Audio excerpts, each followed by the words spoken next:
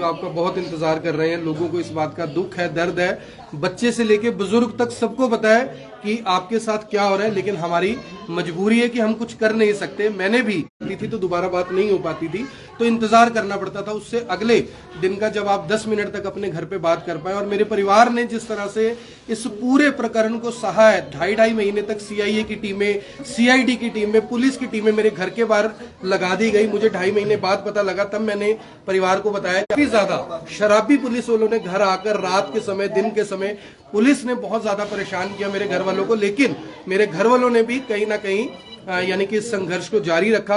मुझे एक ही बात कही जाती थी कि आप जल्द बाहर आ जाओगे। पहले दिन ये कहा गया था कि 4-5 दिन में जमानत हो जाएगी, लेकिन 6 महीने 6 दिन के बाद मेरे ऊपर जो फर्जी केस बनाए गए, पॉक्सो जैसा केस, मेरी इमेज को ठेस पहुंचाने के लिए एक बच्ची का इस्तेमाल कर जिस तरह से पॉक्सो का केस लगाया गया। क्योंकि मैं जब जेल में लोगों से मिलता था जिनके ऊपर पॉक्सो के मामले दर्ज थे, कोई भी शख्स वहां पर ऐसा नहीं था जिसकी 1 साल, 1.5 साल, 2 साल से पहले जमानत होती है। और ये भी रेयर केस है। बहुत सारे केसों में तो अगर पॉक्सो का केस लग जाए तो जमानत ही नहीं होती, गांधी जी। और इस तरह का केस सिर्फ इसलिए लगाया गया कि मुझे डिटेन कर रखा जाए, मैं बाहर ना आ जाऊं, कहीं मैं वही खबरें ना चला दूं जो पहले से चला रहा था। हालांकि मैंने कोई भी खबर कभी गलत नहीं चलाई। एक फर्जी मामले का सहारा लेकर मेरी पत्नी के ऊपर, मेरे भाई के ऊपर एफआईआर तक नारनौल के अंदर दर्ज की गई, मंडी डबवाली में एफआईआर दर्ज की गई, करनाल में दर्ज की गई, कुरुक्षेत्र के एक मामले में कैथल के एक शख्स से झूठी कंप्लेंट लेकर एफआईआर दर्ज की गई। और जिस तरह से माननीय हाई कोर्ट ने, मैं हाई कोर्ट का हाथ जोड़कर आभार करता हूं कि आज सुप्रीम कोर्ट और हाई कोर्ट है जहां से किसी को न्याय मिल जाता है। निचली कोर्टों में किस तरह से मेरी बेल को डिसमिस किया गया, शायद मेरे वकील केस को या तो सही से प्रेजेंट ढंग से नहीं कर पाए, या फिर प्रोसिक्यूशन ने इस तरह से प्रेजेंट किया, ये दिखाने की कोशिश की कि इससे बड़ा क्रिमिनल शायद इस देश के अंदर, शायद इस हरियाणा के अंदर नहीं है, और इस वजह से मेरी बेल डिसमिस हो गई। लेकिन मैंने हिम्मत नहीं हारी, मैं सुप्रीम कोर्ट भी जाने के लिए तैयार था। और मैं आरएस चीमा जी का, जो हाई कोर्ट के, सुप्रीम कोर्ट के जाने माने अधिवक्ता हैं, जिन्होंने तीनों केस में मेरी बेल करवाई, उनका मैं हाथ जोड़कर आभार करता हूं। करनाल से नरेंद्र सिंह चीमा जी हैं, नरेश बराना जी हैं, प्रितपाल सिंह पन्नू जी हैं, कुलजिंदर मोहन सिंह बाठ हैं, जो वकील के तौर पर मेरे साथ जुटे रहे, नीटू मान जी हैं, लगातार मेरे परिवार के साथ उन्होंने संपर्क रखा। बहुत सारे पत्रकार साथी थे जिन्होंने इस लड़ाई को चाहे पर्दे के पीछे थोड़ा थोड़ा जारी रखा, क्योंकि मुझे बताया गया कि जो लोग मेरा साथ दे रहे हैं उन लोगों के ऊपर भी किस तरह से किसी के ऊपर मामले दर्ज कर दिए, किसी को नोटिस भिजवा दिए, किसी को नगर निगम का नोटिस भिजवा दिया और मेरा दिया गया। इस तरह से भी चीजें चली, लेकिन कोई बात नहीं, जो कुछ होना था वो हो चुका है।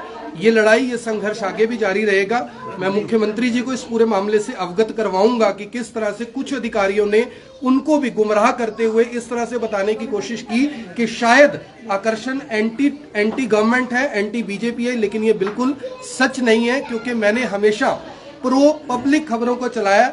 मुख्यमंत्री जी भी यही कर रहे हैं, सरकार भी यही कर रही है, एडमिनिस्ट्रेशन भी यही कर रहा है, लेकिन एडमिनिस्ट्रेशन के कुछ लोग जो नहीं चाहते थे कि सही चीजें बाहर तक निकले, भ्रष्टाचार के मामले बाहर तक निकले, उन्होंने फर्जी मामलों का सहारा लेकर पहले एक मामला दर्ज किया, फिर नारनौल में दर्ज करवा दिया, जो एफआईआर कैंसिल एफआईआर थी, 2 बार कैंसिल एफआईआर थी, उसमें मुझे अरेस्ट कर लिया।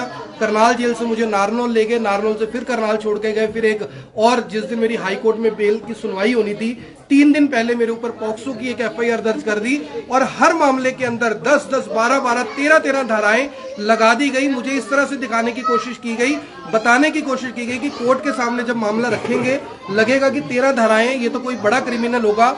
मेरे साथ जिस तरह से जब मैं कोर्ट में जाता था, 15-15, 20-20, 25-25 पुलिस वाले मुझे लेकर जाते थे कोर्ट में, मुझे ऐसे लगने लग गया था कि क्या मैंने कोई इतना बड़ा क्राइम कर दिया है कि पुलिस ये दिखाने की कोशिश कर रही है कि हम एक बड़े क्रिमिनल को जेल से लेकर आए हैं, कोर्ट में लेकर जा रहे हैं। और कोर्ट से मैं करनाल की जो अर्चना कोहली जो न्यायाधीश है, मैं उनका भी हाथ जोड़कर धन्यवाद करूंगा, जिन्होंने पॉक्सो के केस में पहले मेरा रिमांड नहीं दिया था, क्योंकि उन्होंने बताया कि इसमें ऐसा कुछ नहीं लग रहा जिससे ऐसा लगे कि कोई ऐसा केस हुआ है। लेकिन बाद में दोबारा जब मेरा रिमांड दिया गया तो उन्होंने कितनी ज्यादा उसमें टर्म्स एंड कंडीशन लगवा दी कि पुलिस बहुत ज्यादा ज्यादती नहीं कर सकी। की जरूर है, जिन अधिकारियों को आईओ बनाया गया वो आईओ वो थे जिनको कुछ दिन पहले लाइन हाजिर इसलिए कर दिया गया क्योंकि उन्होंने ब्रह्मा विष्णु महेश को गालियां दे दी। इतने काबिल, इतने पढ़े लिखे लोग मेरे मामले के आईओ थे।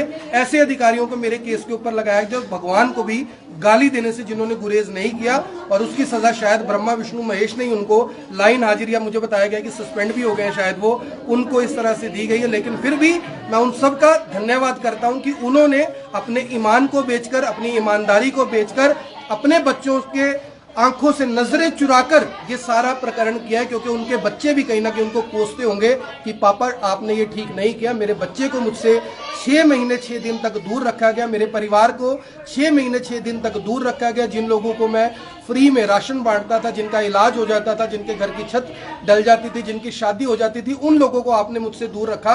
मैं उसके लिए भी धन्यवाद करता हूं, क्योंकि अगर एक आकर्षण के साथ ऐसा होगा तो मुझे लगता है कि और बहुत सारे लोग सामने आए होंगे, उनकी मदद की होगी। और कहीं ना कहीं इस पूरे प्रकरण ने मेरी आंखें जरूर खोल दी हैं कि एडमिनिस्ट्रेशन नाम की कम से कम करनाल के अंदर कोई अपीयरेंस नहीं है, जीरो सिस्टम है। जिस तरह से करनाल पुलिस ने फर्जी मामले बनाकर नारनौल में, यानी कि मेरी वाइफ के खिलाफ, मेरे भाई के खिलाफ FIR दर्ज की, मुझे लगता है कि इससे ज्यादा ज्यादती कम से कम किसी पत्रकार के साथ तो नहीं हुई होगी। मैं किसी विपक्षी, लेकिन एक पत्रकार को किस तरह से प्रताड़ित किया गया, ये दिखाने की कोशिश की गई कि ये पत्रकार नहीं, ये एक बड़ा क्रिमिनल है, और 6 महीने 6 दिन मुझे जेल में निकालने पड़े। एक बात